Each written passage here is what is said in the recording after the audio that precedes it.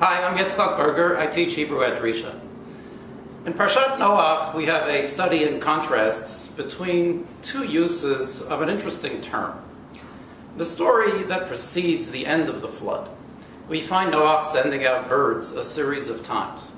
He sends out a dove the first time, and the dove comes back. That indicates to him that the floodwaters have not receded at all. The dove simply comes back empty-handed.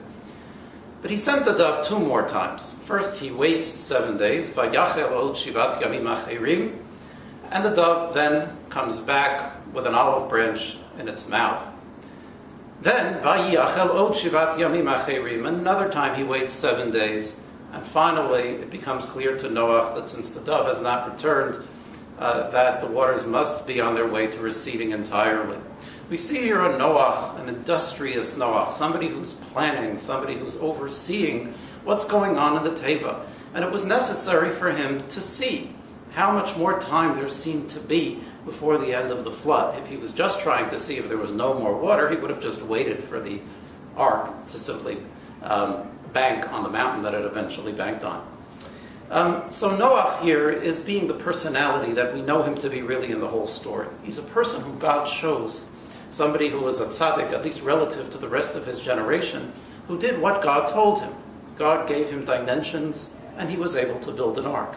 God gave him a job to do, gathering the animals and bringing them in, 2 or 7 or 14 from each kind, and bringing them on to the ark. He then administers everything that needs to be done over that year. And it's important for Noach to know how close are we to the end, because that presumably affects how he's going to handle things over the coming period of time before the ark is to land.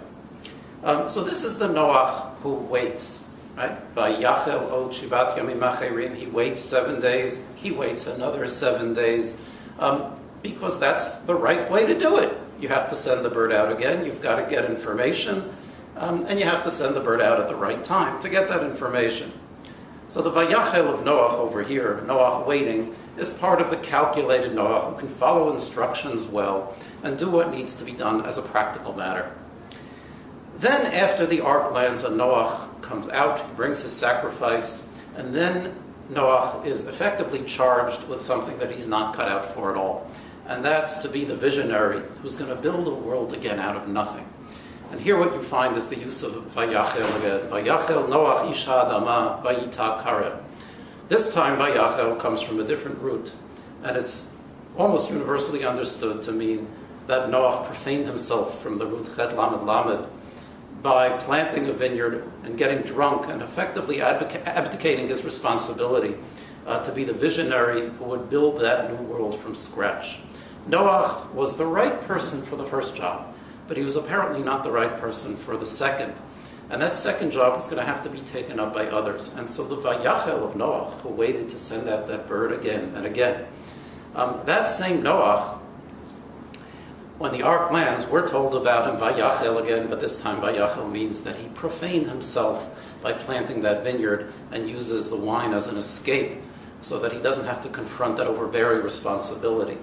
If we look carefully in the text, it tells us there's something we didn't need to know, and that was that Noach is an ish ha'adama. But what is the text telling us when it says Vayachel Noach ish ha'adama? That Noach, the man of the land, of the ground, profaned himself and planted that vineyard. Noach was, like Cain, an ish ha'adama, as opposed to Hevel, which means air. Right? Hevel indicates that the individual with that name was capable of more abstraction. Cain was somebody who was grounded. And Noach, too, was someone who was grounded. He was the right person to gather things together, the right person to build, to follow instructions, to administer.